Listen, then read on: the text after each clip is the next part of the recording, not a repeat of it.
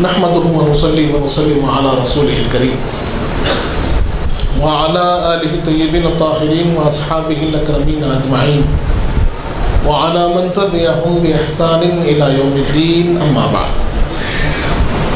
क़ाल तआला फ़ी शानि हबीबिहिल करीम इन्नल्लाह व मलाइकतहु युसल्लूना अलन नबी या अय्युहल्लज़ीना आमनू सल्लू अलैहि वसल्लिमू तस्लीमा। अल्लाहुम्मा सल्लि अला सय्यिदिना मुहम्मद व अला आलि सय्यिदिना मौलाना मुहम्मद व बारिक वसल्लिम। बिरादरान अज़ीज़, अल्हम्दुलिल्लाह हमारा यहाँ जमा होना और उसका मकसद हम जानते हैं कि हम किसकी याद में यहाँ जमा हुए और किसके फैज़ से ये चमन आज हम देखते हैं कि यूँ चमकता हुआ लहलहाता हुआ सरसब्ज़ व शादाब है। बिरादरान अज़ीज़, वो ज़ात गिरामी के जिनकी याद में आज हम जमा हुए, आपका नाम नामी इसमें गिरामी शेखुल इस्लाम सैयद मोहम्मद बादशाह हुसैनी अलैहि रहमत व रिज़वान खुद्दस सिर्रुल अज़ीज़ है। और साथ ही साथ हम जमा हुए हैं याद में छोटे साहिब क़िबला सैयद शाह क़ासिम हुसैनी अलैहि रहमत व रिज़वान की याद में। ये वो नुफूस क़ुद्सिया है जिन्होंने हमें जीने का सलीक़ा और तरीक़ा सिखाया है। बिरादरान अज़ीज़, आज जो ये चमन हमको दिख रहा है, इसकी बुनियादों में इनकी मेहनतें, इनकी कोशिशें, इनकी काविशें हैं कि आज हम यहाँ से बहरवर और फैज़याब हो रहे हैं। तो मेरे दिल में ये ख़याल आया, यकीनन एक मुख्तसर तारुफ़ में हज़रत शेखुल इस्लाम का आपके सामने रखूँ ताकि हमको मालूम हो कि हमारे मुहसिन कौन हैं, कि किन के एहसानात हम पर है और कैसे एहसानात आपने हम पर किए हैं। और साथ ही साथ आपकी हयात बाबरकत से हम अपनी ज़िंदगी में वो मशाल राह लें कि कैसे आपने इन दीन की खिदमत की है और कैसे आपने अल्लाह उसके रसूल की मोहब्बत की खातिर अपनी ज़िंदगी गुजारी है। बिरादरान अज़ीज़, हम जानते हैं कि आपकी विलादत बासआदत महल खाजीपुरा में हुई और आपके वालिद गिरामी सैयदुश्शयूख़ शम्सुल मुफ़स्सिरीन सैयद मोहम्मद उमर हुसैनी खुद्दस सिर्रुहुल अज़ीज़ हैं। बिरादरान अज़ीज़, आपकी उम्र मुबारक बिल्कुल कम थी, 5-6 साल की उम्र मुबारक थी कि आपकी वालिद माजिदा का विसाल हुआ और आपके वालिद गिरामी ने आपकी तरबियत फरमाई। बचपन के जो कुछ उलूम थे, बुनियादी उलूम थे, आपने अपने वालिद बुज़ुर्गवार से हासिल किए, सैयदुश्शयूख़ से हासिल किए। और आपकी उम्र मुबारक 13 बरस थी। 13 बरस की उम्र में हज़रत सैयदुश्शयूख़ अलैहि रहमत व रिज़वान का विसाल हो गया कि बचपन में बिल्कुल कम सिनी है, इधर साया मादरी आपसे जुदा हो गया और 13 बरस 14 बरस की उम्र है कि आपके वालिद गिरामी का भी साया आपके सर से उठ गया। अब आप अपने घर के, अपने सिलसिले के वारिस हैं, ज़िम्मेदार हैं और आप इस सिलसिले को आगे बढ़ाते हैं। कैसे बढ़ा रहे हैं? एक तरफ तालीम भी जारी है, एक तरफ आप जामे निज़ामिया से इल्म हासिल कर रहे हैं, दीनी उलूम को आप सीख रहे हैं और इल्म शरीयत, इल्म तरीक़त को हासिल कर रहे हैं। दूसरी तरफ हम जानते हैं कि सैयदुश्शयूख़ अलैहि रहमत व रिज़वान वाइज़ मक्का मस्जिद थे। मक्का मस्जिद में आप वाज़ फरमाते थे, तफसीर का दर्स देते थे, हमने जाना है। अब वो मकाम खाली हो गया और उस वक्त, आज भी मक्का मस्जिद सबसे बड़ी मस्जिद है शहर की, लेकिन उस वक्त वो शाही मस्जिद थी, सबसे बड़ा मिंबर, सबसे बड़ी मस्जिद कहलाती थी और अकाबिर बुज़ुर्ग, अकाबिर उलमा वहीं पर नमाज़ पढ़ते, वहीं पर सब हाजिर रहते।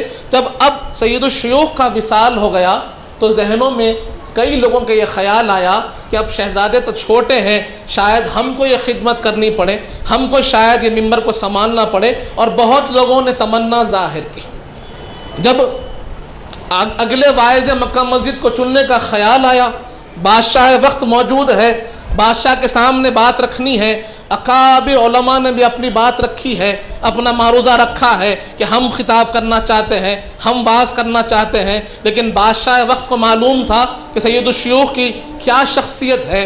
साथ ही साथ जब सब ने ख्याल किया सब चाहते थे, तो वहीं पर हज़रत शेखुल इस्लाम ने भी अपनी बात रखी और बादशाह के सामने ये बात रखी कि मैं भी खिताब करना चाहता हूँ, अपने बाबा जान की जगह पर मैं खिताब करना चाहता हूँ।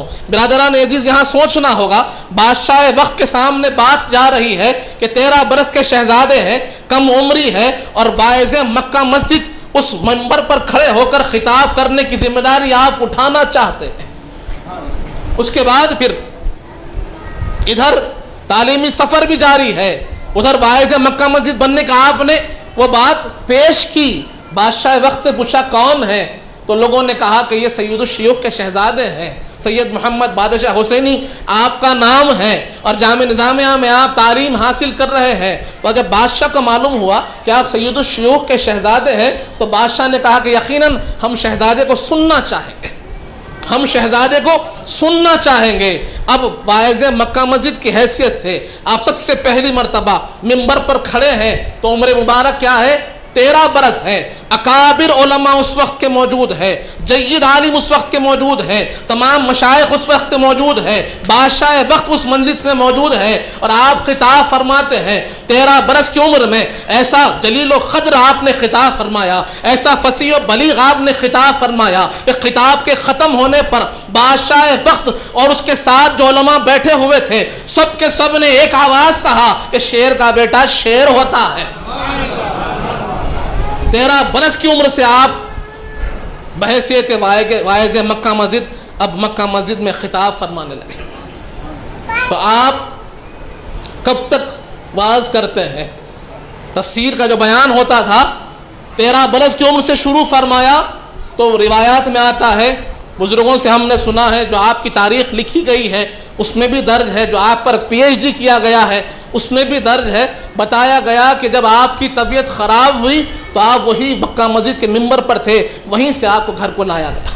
यानी अपने वक्त आखिर तक आप कुरान की खिदमत करते रहे, तफसीर कुरान बयान करते रहे, लोगों की रुश्द व हिदायत का बयान करने लगे, और यहाँ तक कि आपका असर इतना ज़्यादा था, हैदराबाद के अवाम पर इतना असर ज़्यादा था, बादशाह वक्त पर इतना असर ज़्यादा था कि अगर कोई भी डेलीगेशन बाहर से आता, चाहे वो सऊदी अरब से हो, चाहे ईरान से हो, चाहे इराक़ से हो, किसी भी शहर से आता, तो डेलीगेशन से बात करने के लिए सबसे पहले आप तशरीफ़ ले जाते। अपनी तर्जुमानी करने के लिए बादशाह ने आपको मुकर्रर किया था कि आप मेरी तरफ से बात करेंगे। बादशाह वक्त की तरफ से बात करना होता तो सैयद हज़रत शेखुल इस्लाम जाकर बात करते। और उधर जो आपका इल्मी सफ़र रहा, वो भी तारीख़ी सफ़र है कि बानिया जामिया अलैहि रहमा आपके उस्ताद हैं और जामे निज़ामिया में आप तालीम पा रहे हैं।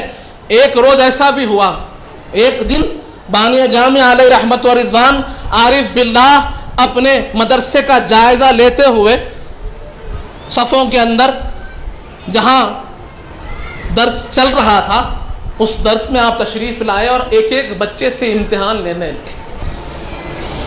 जब आपकी जमात में आए, आप शायद जमात मौलवी में थे और बानिया जामिया अलैहि रहमत व रिज़वान तशरीफ़ लाए, और आपकी जमात में आकर आपने इम्तिहानन आपको बुलाया और कुछ सवाल आपसे किए। हज़रत शेखुल इस्लाम सैयद मोहम्मद बादशाह हुसैनी अलैहि रहमत व रिज़वान जब बानिया जामिया से मुलाकात हुई और आपने सवालों के ऐसे जवाब दिए, इस प्यारे अंदाज में जवाब दिए, तो पूछा कि शहजादे कौन है? बानिया जामिया से कहा गया सैयदुल शयूख के शहजादे हैं और आपके मदरसे में पढ़ते हैं। तो बानिया जामिया अलैहि रहमत व रिज़वान फरमाते हैं, आरिफ बिल्लाह फरमाते हैं कि अगर हर साल मेरे मदरसे से एक बच्चा ऐसा निकल जाए तो मेरी मेहनत कामयाब है।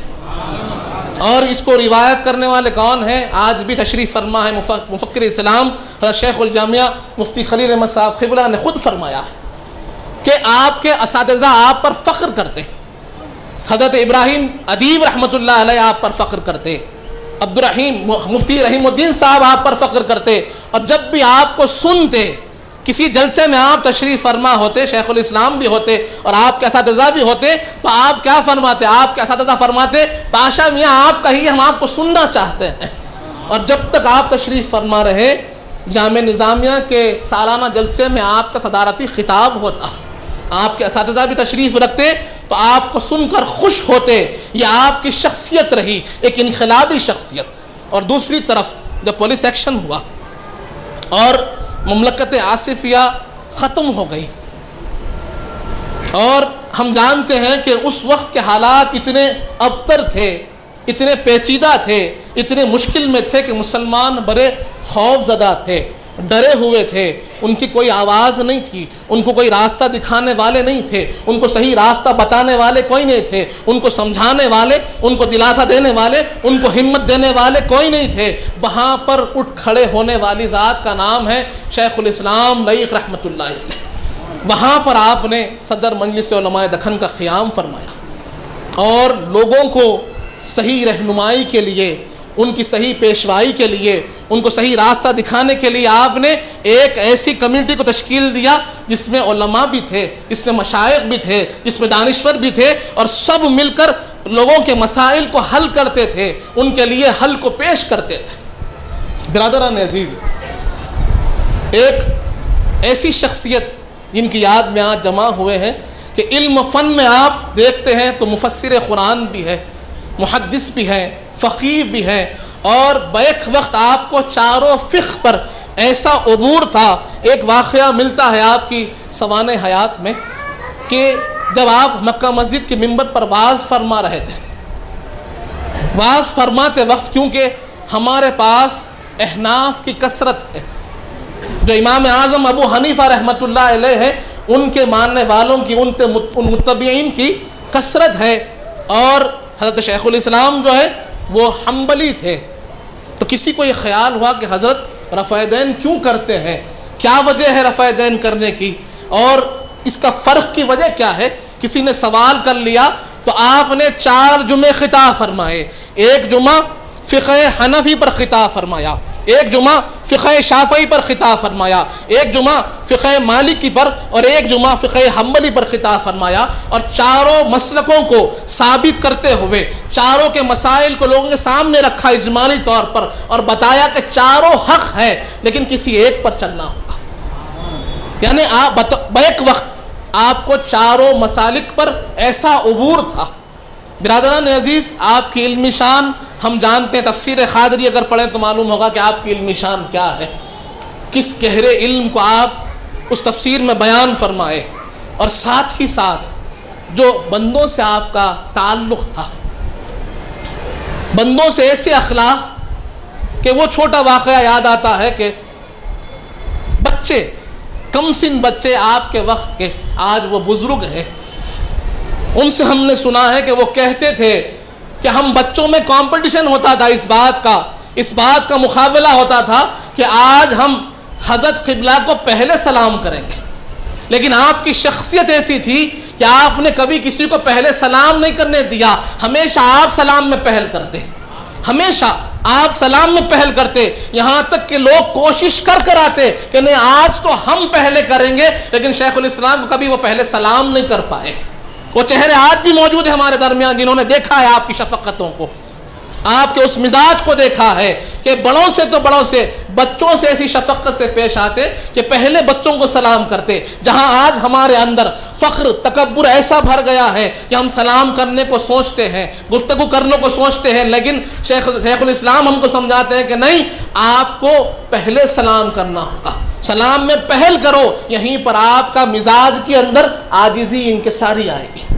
बिरादरान अजीज़, उसके बाद फिर अगर आपकी शख्सियत को देखें तो आपका मामूल था कि फ़जर की नमाज के बाद अपने पीर भाइयों के मकान पर तशरीफ़ ले जाते, उनके हालात को पूछते, उनके अहवाल को पूछते, उनकी तबीयत को पूछते और जानते तबीयत कैसी है, मामला क्या चल रहा है, घर के हालात कैसे हैं। और अगर मालूम होता किसी के हालात दुरुस्त नहीं है तो बड़ी खामोशी से आप उनकी खिदमत करते। यहाँ तक कि किसी को मालूम नहीं होता, उनको भी मालूम नहीं होता कि पैसे कहाँ से आए या अनाज कहाँ से आया, लेकिन आप उनके घर पहुँचा देते। बिरादरान अजीज़, खिदमत खल्क़ का ऐसा जज्बा आपके अंदर था कि आपके पास मुकर्रर होता था, अनाज मुकर्रर होता था, और बाज़ाब्ता लोग आपके पास सफ़ में खड़े होकर अनाज लेते थे। उसी के साथ साथ हम देखते हैं कि आपकी शख्सियत में अखलाक की बुलंदी, किरदार की बुलंदी, और लोगों की तरबियत का जो अंदाज़ था कि पहले ख़ुद अमल फरमाते थे और लोगों को उसके बाद फिर आप कहते थे कि तुम अमल की तरफ आओ।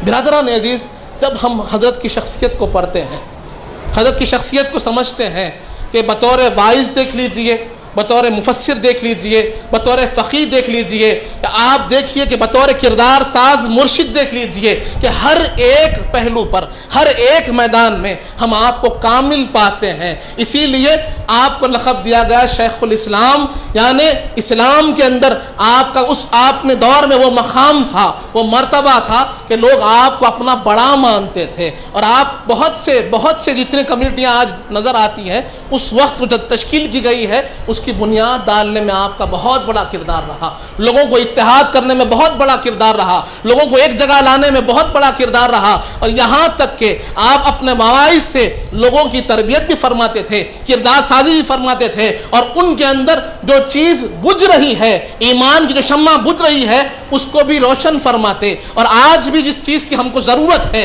इसी किरदार की हमको ज़रूरत है, इन्हीं अखलाक की हमको ज़रूरत है कि आज जहाँ हम देखते हैं कि हमारा ईमान बुझ रहा है, आज हुजूर पाक की शान में गुस्ताखियाँ होती हैं, लोग खामोश हैं, खामोश बैठे हुए हैं, ये कैसे मुमकिन है कि दिल में ईमान की शम्मा हो, दिल में हुजूर पाक की मोहब्बत हो, और आपके ईमान की बुनियाद हुजूर पाक की मोहब्बत हो, और कोई सरवरे कायनात की शान में गुस्ताखी करे, बेबाकी से जुमले इस्तेमाल करे और हम खामोश हो। तो हम शेखुल इस्लाम के चाहने वाले हैं, अपने ईमान को मजबूत से मजबूत करें, अपने किरदार को मजबूत से मजबूत करें, अपने अखलाक को अच्छा कीजिए, अपने किरदार को अच्छा कीजिए, और हमको जो रास्ता बताया गया है उस रास्ते पर चलने की कोशिश कीजिए।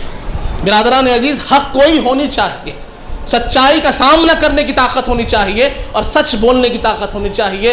यही चीज़ हमको शेखुल इस्लाम ने सिखाई है, और इसी चीज़ को हमको अपनी ज़िंदगी में इख्तियार करना है कि अपना ताल्लुक़ रब से मजबूत करें, मखलूक की खिदमत करें, और हुजूर पाक सल्लल्लाहु अलैहि वसल्लम और अहले बैत अतहार की मोहब्बत सबसे ज़्यादा हो, अपनी औलाद से, अपने वालिदैन से बढ़कर इनसे मोहब्बत हो। इंशाअल्लाह हम शेखुल इस्लाम के तालीमात को भी जानेंगे, और आपके जो अखलाक रहे हैं, आपके जो वाक़यात रहे हैं, उसको भी इंशाअल्लाह आइंदा सुनेंगे।